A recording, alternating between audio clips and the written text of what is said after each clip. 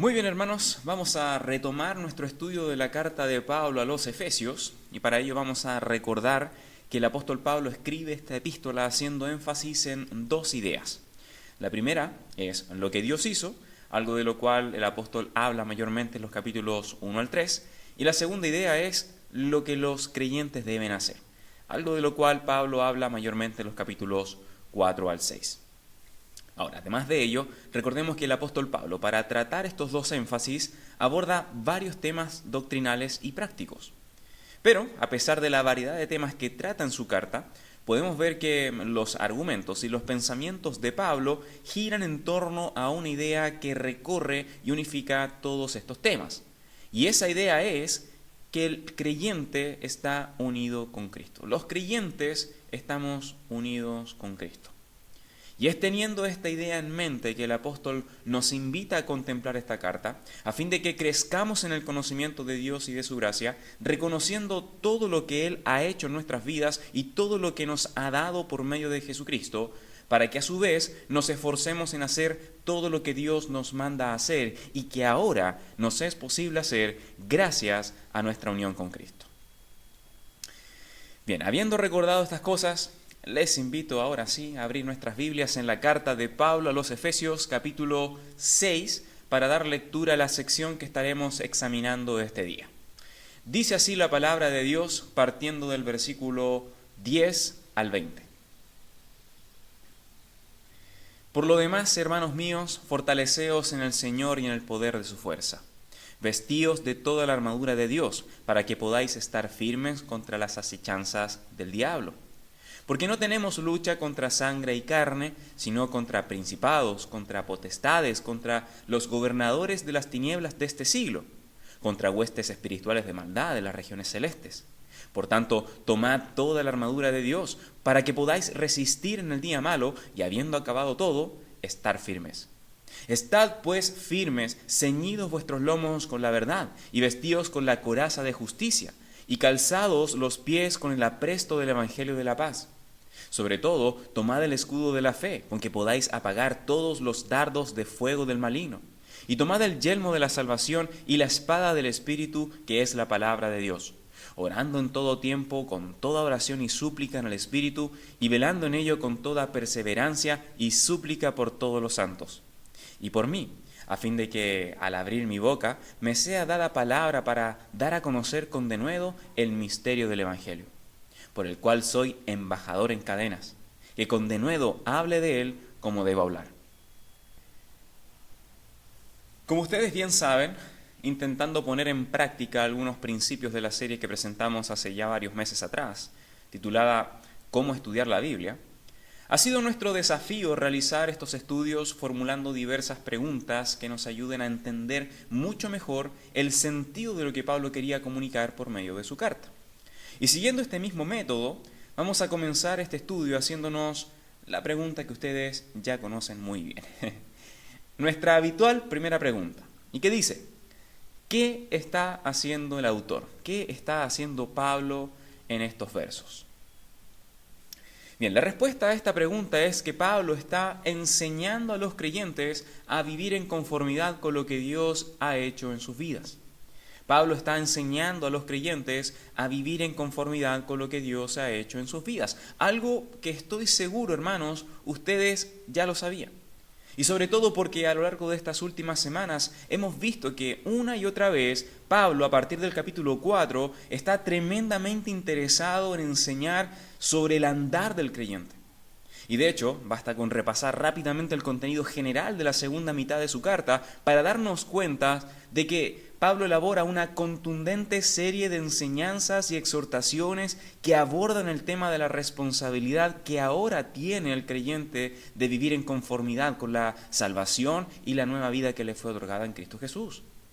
Hermanos, basta con mirar solo algunos versículos de los capítulos 4 al 6 para darnos cuenta de que Pablo es muy enfático en decir a sus hermanos que el andar del que ahora está en Cristo debe ser totalmente distinto respecto a la vida que era antes de Cristo.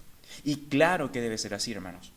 El andar de los creyentes debe ser totalmente distinto a lo que era antes de Cristo. ya que como hemos aprendido durante toda esta serie, Dios es quien ha obrado poderosamente en aquellos a quienes Él salvó. Y es Dios quien les ha dado libertad de la esclavitud del pecado. Y es Dios quien los ha hecho nuevas criaturas en Cristo Jesús. Y es Dios quien los ha llamado a vivir en conformidad con la nueva vida que han recibido de parte de Él. Y para que no quede dudas en cuanto a cómo es que se vive en conformidad con la obra de Dios, Pablo dedica toda la última sección de su carta para enseñar de manera muy práctica cómo es que los creyentes en Cristo pueden vivir en armonía con la obra de Dios que ha hecho en ellos. Y ya que esto es así, hermanos, podemos responder entonces nuestra primera pregunta diciendo, una vez más, que Pablo en esta sección está enseñando a los creyentes a vivir en conformidad con lo que Dios ha hecho en sus vidas. Eso, hermanos, a modo general. Ahora bien, pasando de lo general a lo que es un poco más específico, si queremos entrar un poco más en los detalles y ver mucho más de cerca las amonestaciones de Pablo en cuanto a cómo se vive en conformidad con la obra de Dios, bueno, tendremos entonces que responder la siguiente pregunta, y es, ¿qué enseña Pablo sobre cómo debe ser la vida del cristiano? ¿Qué dice Pablo sobre cómo debe ser la vida del creyente que desea vivir en conformidad con la obra de Dios en sus vidas? ¿Cuál es la medida específica u objetiva que nos ayuda a saber si estamos o no viviendo en conformidad con la nueva vida en Cristo? O como dije antes, ¿qué enseña Pablo sobre cómo debe ser la vida del cristiano? Bien, la respuesta a esta pregunta es que en la sección de los versículos 10 al 20 del capítulo 6, Pablo enseña que el andar de los creyentes debe mostrar dependencia a Dios y a todos los recursos divinos que Él ha provisto para estar firmes. En esta sección Pablo enseña que el andar de los creyentes debe mostrar total dependencia a Dios y a todos los recursos que Él ha provisto para estar firmes. Hermanos, yo estoy seguro que muchos de ustedes han escuchado, leído o estudiado estos pasajes varias veces a lo largo de sus vidas.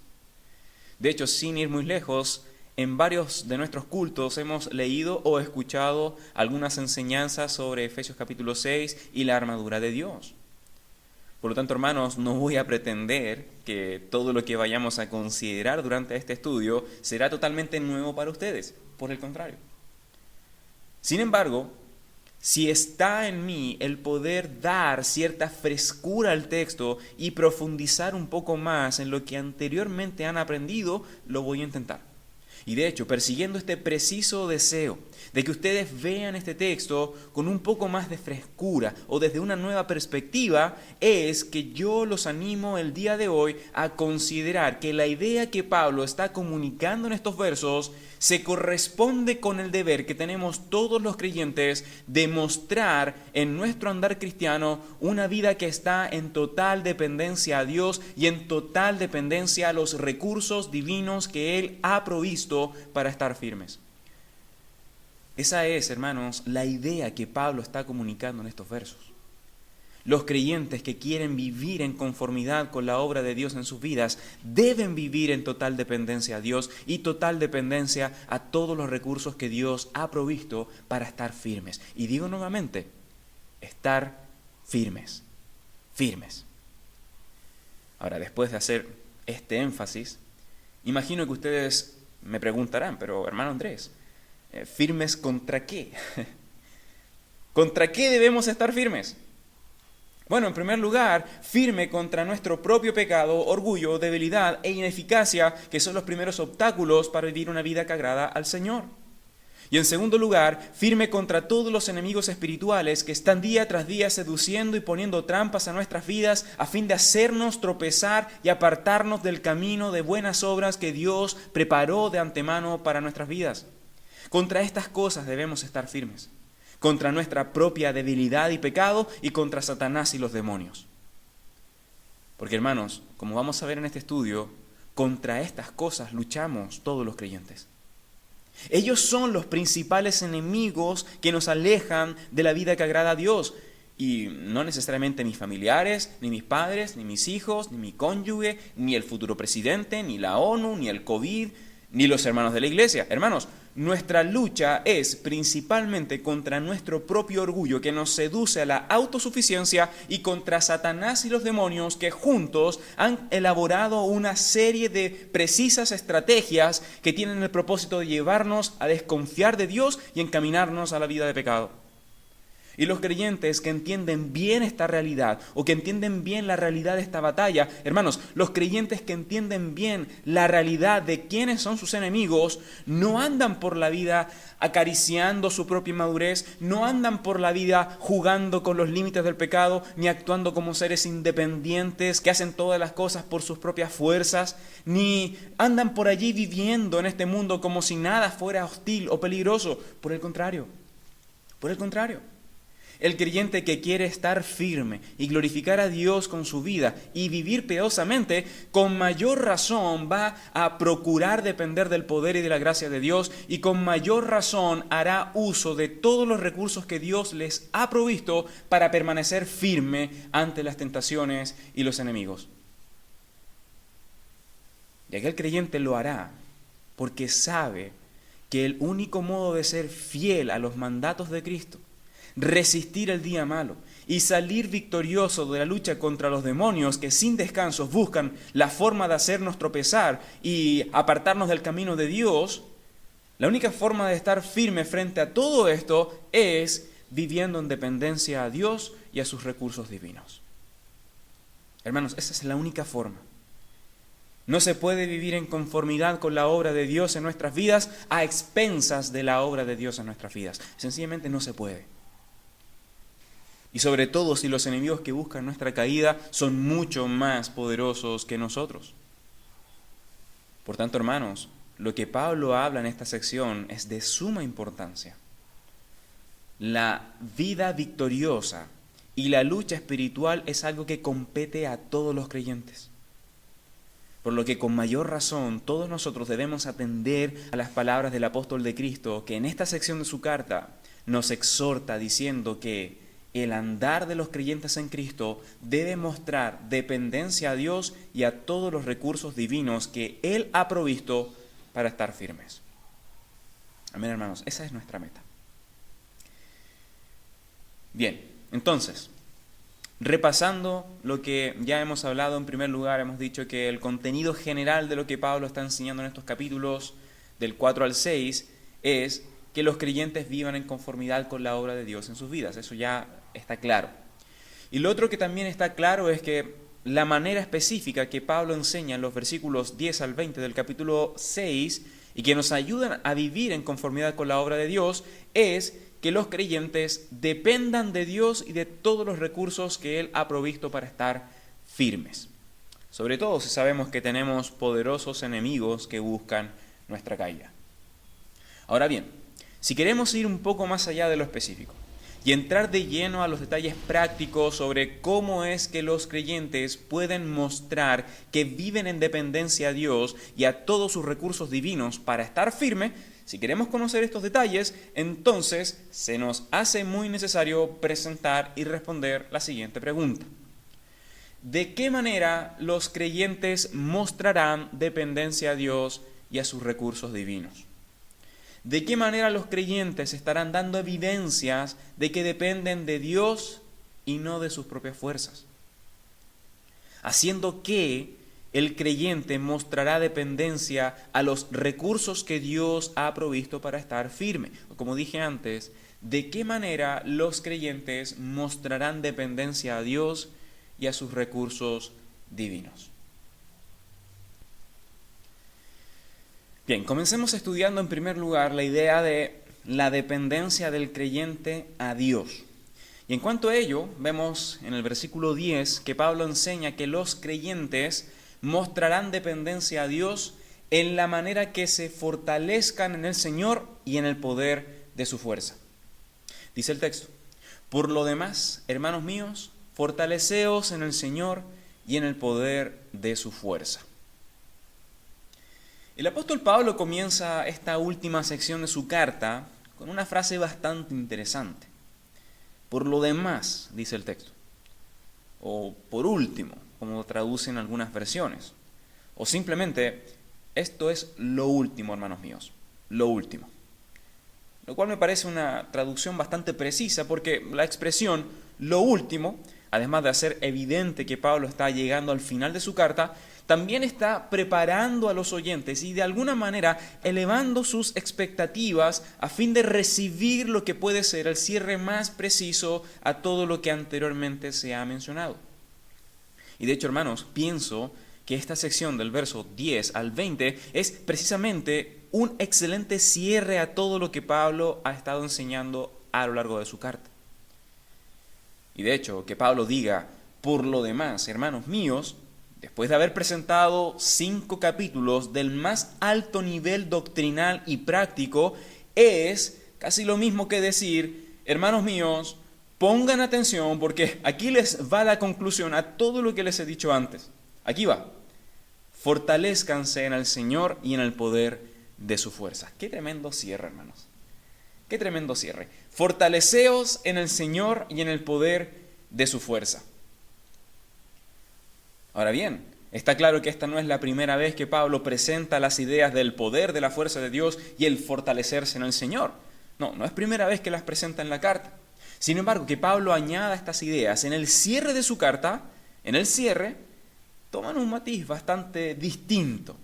Porque al igual que una bola de nieve que va creciendo mientras cae por la montaña hasta alcanzar su máximo tamaño, al igual que esto, la exhortación a fortalecerse en el Señor y en el poder de su fuerza da término a una serie de otras amonestaciones. En otras palabras, es como si Pablo dijese, hermanos, en vista de todo lo que Dios ha hecho por ustedes por medio de Cristo, en vista de la gloriosa posición que tienen como hijos de Dios, en vista del glorioso plan eterno del cual Dios les ha hecho parte, y de la madurez y el crecimiento que Él da por medio de su Espíritu, y de la conducta a la cual Dios les ha llamado a vivir, y del andar cristiano que deben obedecer, en vista de todas estas cosas, hermanos míos, fortalezcanse en el Señor y en el poder de su fuerza. Y fortalezcanse en el Señor y en el poder de su fuerza, porque no hay otra manera de vivir como agrada a Dios y de mantenernos firmes y fieles al Señor. No hay otra manera. Si nuestro andar cristiano no está siendo nutrido por el Señor y por los ilimitados recursos de su fuerza, no hay cómo poder vivir en victoria. No hay forma de vivir como Dios quiere que vivamos. No hay forma de fortalecer nuestra debilidad, ni manera de ganar la batalla contra el enemigo que busca nuestras almas. Sin ser fortalecidos en el Señor y capacitados por el poder de su fuerza, no hay cómo salir victorioso y mantenerse fiel y firme al Señor. No lo hay. Sin ser robustecida nuestra obediencia por nuestra dependencia al Señor, no hay forma de cumplir los casi 50 deberes que Pablo mencionó en los capítulos 4 al 6. No hay forma. Y solo para añadir un poco más de peso a lo que les estoy comunicando, aunque no sería una mala idea revisar con ustedes una vez más los casi 50 deberes cristianos que hemos estudiado en los capítulos anteriores, creo que para mi propósito basta solo con recordar algunas de las frases que hemos utilizado para resumir las amonestaciones de Pablo en las diferentes secciones que hemos estado estudiando en la carta. Partiendo con el capítulo 4. Donde Pablo enseña en los versículos 1 al 16 que ahora los creyentes tienen el deber de guardar y reflejar la unidad de la iglesia y procurar el crecimiento espiritual por medio de la edificación mutua en la verdad. Y luego en los versículos 17 al 32 del mismo capítulo, Pablo enseña que el andar del creyente debe ser consecuente con la vida y las enseñanzas de Cristo y no con el andar de los incrédulos. Pasando ahora al capítulo 5, los versículos 1 al 20, Pablo enseña que el andar de los creyentes debe estar en conformidad con el carácter de Dios, la vida de Cristo y la obra del Espíritu Santo en sus vidas. Luego en los versículos 21 al 33 del mismo capítulo, Pablo enseña que el andar de los creyentes casados debe reflejar la relación de Cristo y la iglesia. Y finalizando con el capítulo 6, en los versículos 1 al 9, Pablo enseña que el andar de los creyentes en el hogar debe mostrar sumisión a Cristo. Y ahora, en los pasajes que estamos estudiando este día, Pablo cierra todo un ciclo de amonestaciones con un llamado a todos los creyentes a ser fortalecidos en el Señor y en el poder de su fuerza. Y creo, hermanos, que al llegar a este punto, una buena pregunta o una pregunta natural que podría surgir en nuestras mentes es: ¿y por qué ahora? ¿Por qué Pablo cierra el ciclo de amonestaciones llamando a los creyentes a fortalecerse en el Señor? ¿Por qué ahora? Bueno, hermanos, la respuesta sencilla es: porque fuera de Cristo nada podemos hacer. Fuera de Cristo nada podemos hacer. Si no estamos en Cristo y dependiendo de las fuerzas de Cristo, nada de lo que Dios ha mandado hacer por medio del apóstol sería para nosotros posible de hacer. Nada. O dicho de otro modo, todo lo que Dios nos manda hacer, solo lo podremos hacer si somos fortalecidos en el Señor y capacitados en el poder de su fuerza. Y gloria a Dios, hermanos, que estamos en Cristo. Gloria a Dios que estamos en Cristo y que somos uno con Él. Y que su vida es nuestra vida, y que su poder es nuestro poder, y su verdad nuestra verdad, y su camino nuestro camino, y su fuerza es nuestra fuerza. Gloria a Dios, hermanos, que es sobre la base de esta unión eterna y perfecta con nuestro Salvador que hoy somos llamados a fortalecernos en Él y capacitarnos en el poder de su fuerza. Estamos en Cristo, hermanos. Y por tanto tenemos una cantidad exorbitante de recursos divinos a nuestra disposición que nos pueden ayudar a estar fortalecidos y firmes. No obstante, la pregunta para nosotros es: ¿los usaremos? ¿Dependeremos de Dios y de su poder para vivir en este mundo y hacer frente a nuestros enemigos? Hermanos, ¿tomaremos fuerza en los recursos de Dios?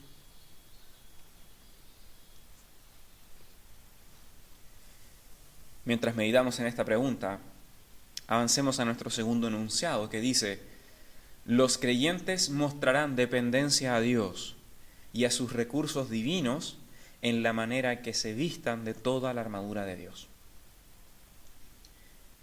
Versículos 11 al 13. Vestíos de toda la armadura de Dios para que podáis estar firmes contra las acechanzas del diablo. Porque no tenemos lucha contra sangre y carne, sino contra principados, contra potestades, contra los gobernadores de las tinieblas de este siglo, contra huestes espirituales de maldad en las regiones celestes. Por tanto, tomad toda la armadura de Dios para que podáis resistir en el día malo, y habiendo acabado todo, estar firmes. Algunos escritores dicen que Pablo tomó la ilustración de la armadura de Dios mientras contemplaba al soldado romano que le custodiaba en la cárcel. Y puede ser, yo no lo sé. Pero sea como sea, el punto que está comunicando a sus hermanos es claro. Hermanos, estamos en guerra. Y los enemigos son poderosos. Sin embargo, tenemos un recurso divino aún más poderoso que ellos, capaz de hacerles frente, resistir el día malo y cuando haya acabado todo, mantenernos firmes. A estos recursos divinos Pablo le llama la armadura de Dios. Y el deber de los creyentes, agrega Pablo, es vestirla toda. No solo algunas, no las más cómodas, no las atractivas. Dice el texto: vestíos de toda la armadura de Dios. Verso 13, tomad toda la armadura de Dios. No será suficiente si tomamos una o dos piezas, hermanos. Los enemigos son feroces. Son feroces. Y por lo mismo, al mandato de tomar toda la armadura, se agrega también el hecho de que el mandato alude a una acción que se realiza de una vez por todas. No solo para un evento en particular, no solamente para una ocasión especial, para cuando yo me sienta débil o para cuando me sienta bien o para realizar un desfile de parada militar. No. Toda la armadura de Dios no es algo que se pone y se quita según la ocasión, sino algo con lo cual debemos estar vestidos de forma permanente. La armadura de Dios es un equipo que acompaña al creyente de por vida, lo cual cobra aún mayor relevancia cuando entendemos que desde el momento que Dios nos dio vida en Cristo Jesús y pasamos a ser miembros de la familia de Dios, nos ganamos una multitud de enemigos espirituales liderados por Satanás. Dice nuevamente el verso 11, vestíos de toda la armadura de Dios para que podáis estar firmes contra las acechanzas del diablo. Porque no tenemos lucha contra sangre y carne, sino contra principados, contra potestades, contra los gobernadores de las tinieblas de este siglo, contra huestes espirituales de maldad en las regiones celestes.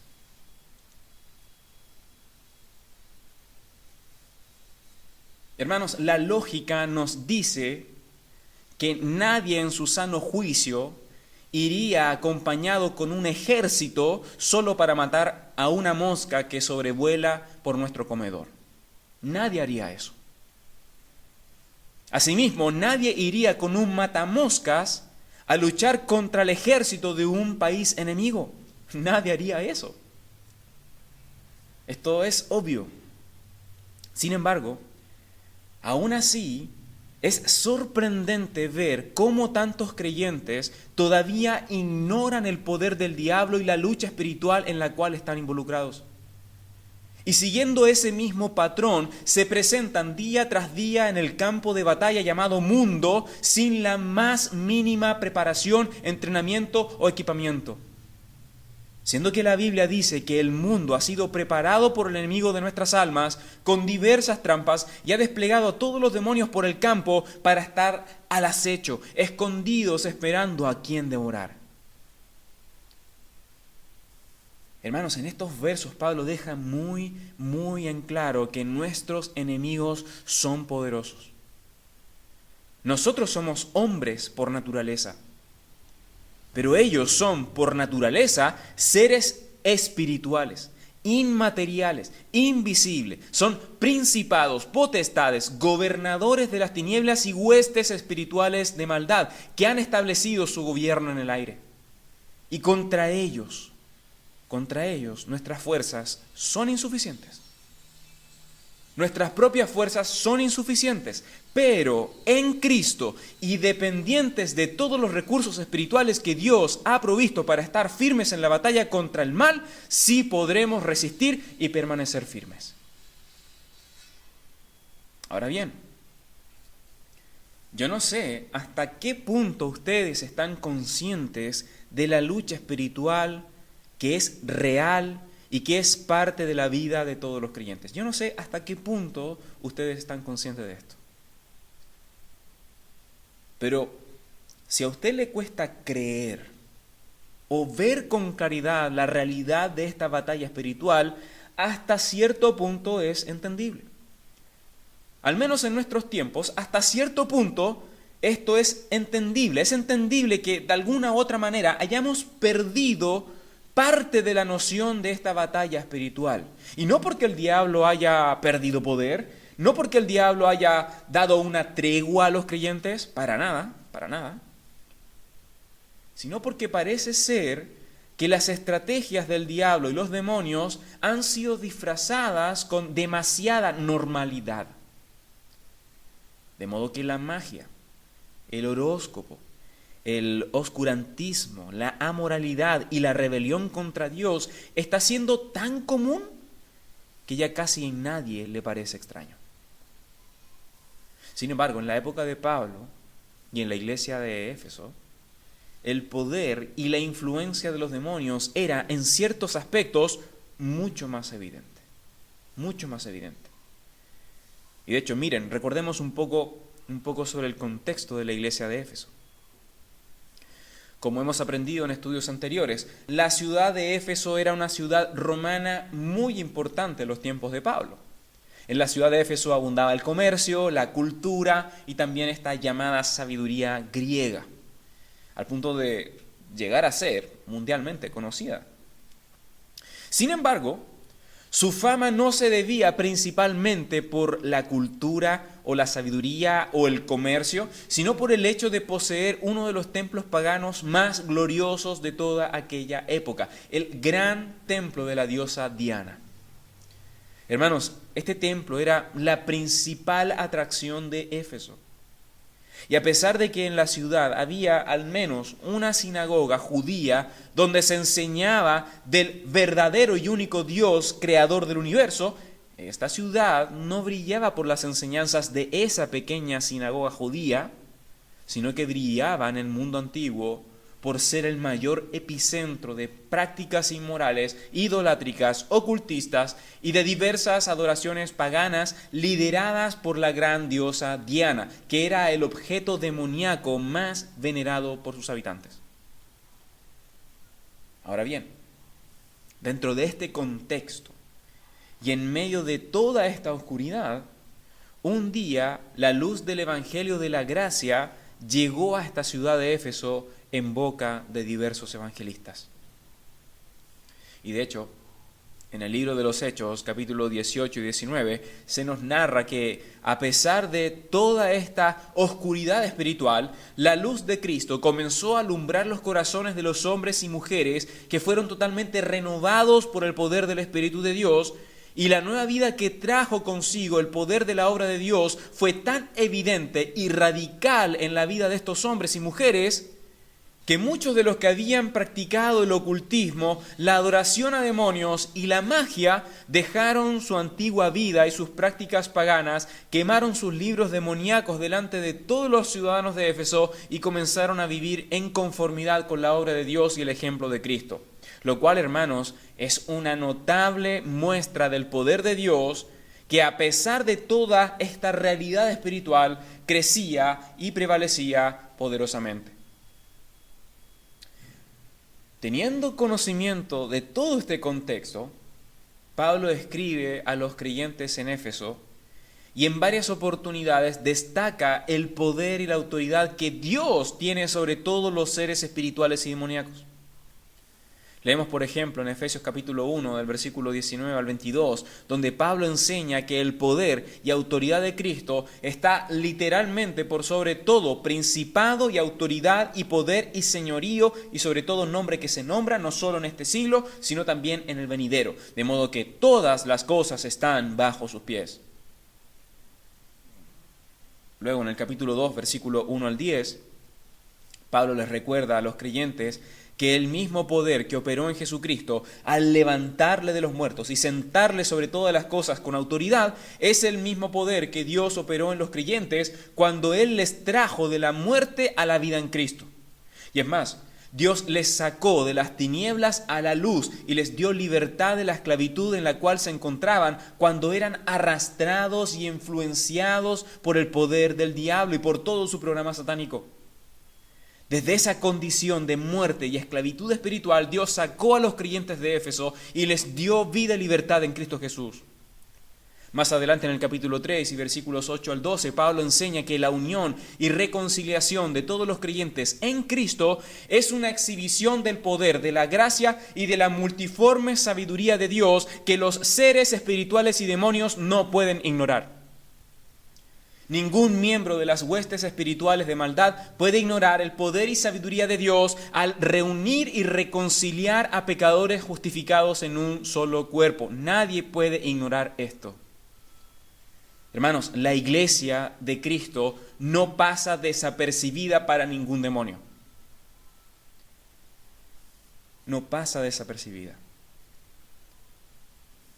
Porque cada uno de sus miembros fueron arrebatados de las tinieblas y del dominio de Satanás para ser reconciliados con Dios mediante Jesucristo.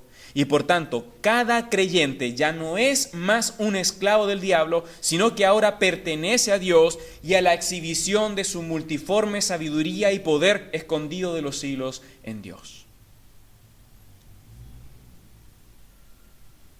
Ahora bien, según el versículo 10 del capítulo 3, la multiforme sabiduría de Dios exhibida por medio de la iglesia no es un cuadro estático que cuenta las glorias de lo que fue hace mucho tiempo atrás, no, sino que la iglesia de Cristo es más bien una exhibición continua y creciente de la gracia de Dios, y que en la medida que crece y se expande con mucha más fuerza, la gracia, el poder y la multiforme sabiduría de Dios es exhibida a través de ella.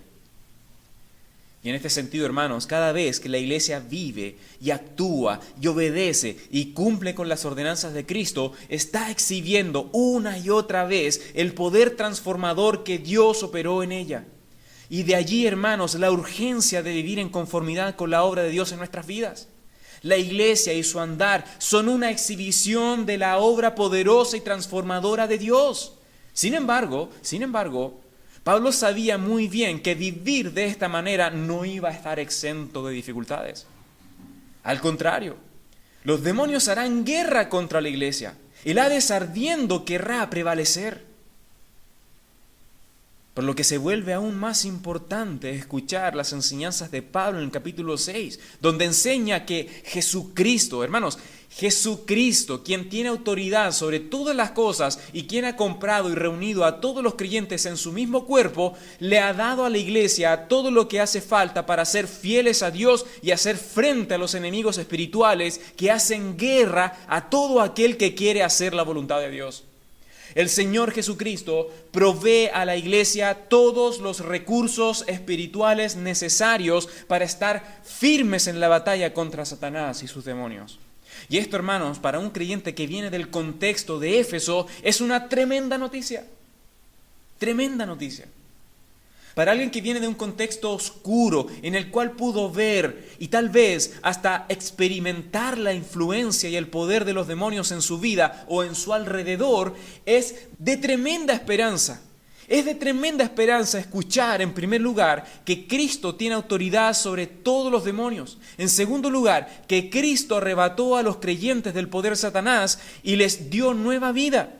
En tercer lugar, que Cristo unió a todos los creyentes salvados en un solo cuerpo llamado iglesia. Y en cuarto lugar, que Cristo provee de todos los recursos necesarios a la iglesia para que los creyentes sean fieles a Cristo y luchen efectivamente contra las huestes espirituales de maldad. ¡Qué tremenda noticia! ¡Qué tremenda noticia! Para todos aquellos que pudieron ver de cerca el poder demoníaco por medio de la magia, las palabras de Pablo respecto a los recursos divinos que están a disposición de todos los creyentes para vivir vidas victoriosas es una tremenda noticia.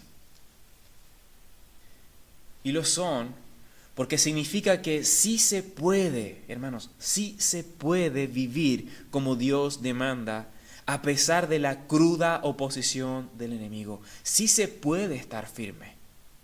Sí se puede estar firme. Y si así no fuera, entonces Pablo no habría dicho en el verso 14, estad pues firmes. Hermanos, este es un grito de batalla. Los escuadrones del Dios viviente están siendo convocados a la guerra. Estad pues firmes. ¿Y cómo no recordar en este momento ese precioso himno que dice, firme y adelante, huestes de la fe, sin temor alguno que Jesús nos ve? Muévase potente la iglesia de Dios, de los ya glorioso marchamos en pos. Somos solo un cuerpo, uno es el Señor, una la esperanza y uno nuestro amor. Firme y adelante, huestes de la fe, sin temor alguno que Jesús nos ve. Estad pues firmes, escribió Pablo. Se puede estar firme. Estad pues firmes. Ahora la pregunta es, ¿y cómo? ¿Cómo estamos firmes? Bueno, prosigue el texto, verso 14.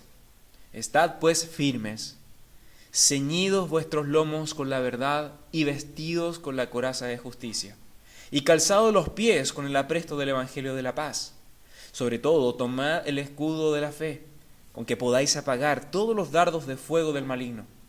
Y tomad el yelmo de la salvación y la espada del Espíritu, que es la palabra de Dios, orando en todo tiempo, con toda oración y súplica en el Espíritu, y velando en ello con toda perseverancia y súplica por todos los santos. Hermanos, ¿quieren ser fieles a Dios y estar firme contra las acechanzas del enemigo? Entonces, vístanse con la verdad. conozcan, anden y hablen la verdad de la palabra de Dios.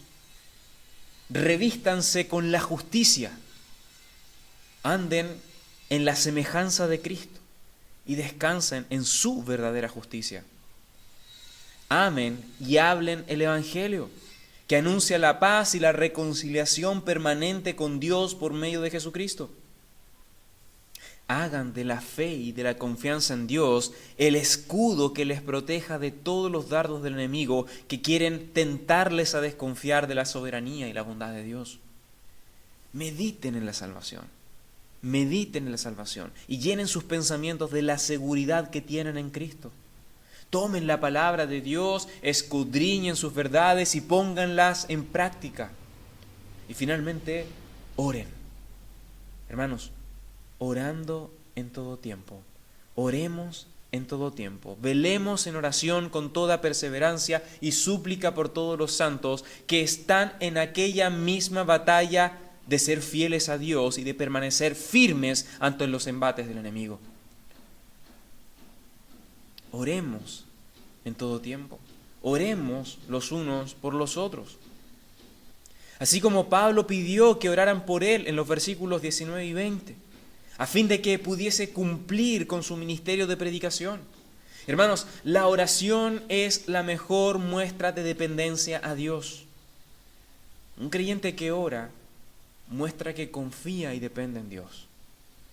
Un creyente que ora muestra que conoce y se equipa de todos los recursos divinos que Dios nos ha dado para estar firmes. Así que si la pregunta es, ¿quieren ser fieles a Dios y estar firme contra las acechanzas de los enemigos? Bueno, la respuesta es, hermano, vive en dependencia a Dios. Vive en dependencia a Dios, fortaleciéndote en Jesucristo, en el poder de su fuerza. Y vive en total dependencia a todos los recursos que Dios ha provisto para ser fieles a Él y firmes contra el enemigo. Hermanos, el andar del creyente debe mostrar total dependencia a Dios y total dependencia a los recursos divinos que Él ha provisto para estar firmes. Amén. Bien, entonces, respondiendo a la pregunta, ¿de qué manera los creyentes mostrarán dependencia a Dios y a los recursos divinos para estar firmes? Hemos dicho que en los versículos 10 al 20 del capítulo 6, Pablo enseña que los creyentes mostrarán dependencia a Dios en la manera que se fortalezcan en el Señor y en el poder de su fuerza. Y a su vez mostrarán dependencia a todos los recursos que Dios ha provisto para estar firmes en la manera que se vistan de toda la armadura de Dios, lo cual implica andar en la verdad, andar en justicia, andar en la fe, andar en el Evangelio, en la esperanza, en la palabra y en la vida de oración. Amén.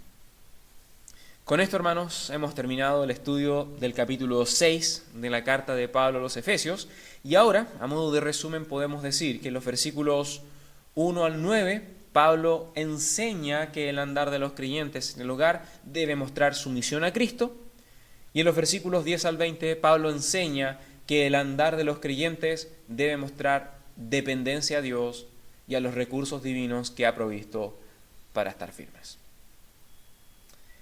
Bien, vamos a quedar hasta acá, pero antes permítame compartir con ustedes algunas preguntas de reflexión para nuestras vidas. Primera pregunta.